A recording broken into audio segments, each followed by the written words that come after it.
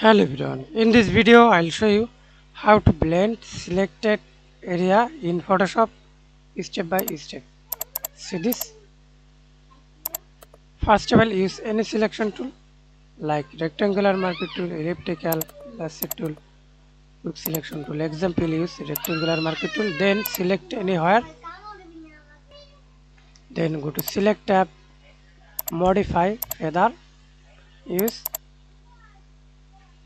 feather. Example, use 30 radius 30 pixels, or you can use up to 14, 15, 16 as you wish. Then click OK. Add a layer mask. See this.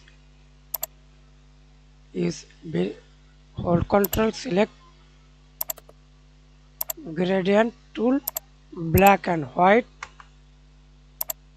is smooth. Thanks for watching video. Please like, comment, share and subscribe to my channel.